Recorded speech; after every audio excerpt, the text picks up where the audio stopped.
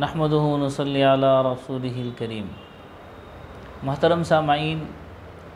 اس سے پہلے آپ نے قربانی کی دو قسمیں، دو طرح کی قربانی آپ نے سنی، ایک تو واجب اور ایک ہے نفل۔ واجب قربانی جس میں ایک مالدار کے قربانی واجب ہونے پر اس کے مسائل آپ کے سامنے ذکر کیے گئے، اور منت اگر کسی نے مانی ہے تو اس کے گوشت کو استعمال کرنے کا آپ کے سامنے حکم بتلایا گیا۔ جس طرح منت کا جانور اگر قربان کیا جائے تو اس کا گوشت سارا کا سارا غریبوں میں تقسیم کرنا واجب ہے، بالکل اسی طرح اگر کسی مرنے والے نے وصیت کی کہ میری طرف سے، میری جائیداد میں سے، میرے مال میں سے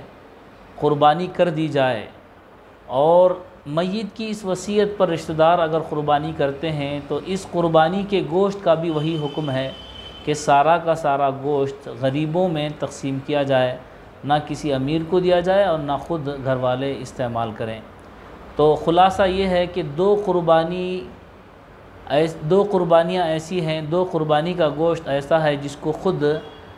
کرنے والا استعمال نہیں کر سکتا۔ ایک تو نذر اور منت مان لیا کہ اگر یہ کام ہو جائے تو میں قربانی کروں گا،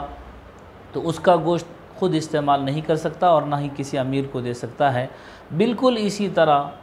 اگر کسی مرنے والے نے وصیت کی تھی اور میت کی طرف سے اگر رشتہ دار جو ہے قربانی کر رہے ہیں تو اس کے گوشت کو بھی سارے کا سارا تقسیم کرنا غربا میں ضروری اور واجب ہے۔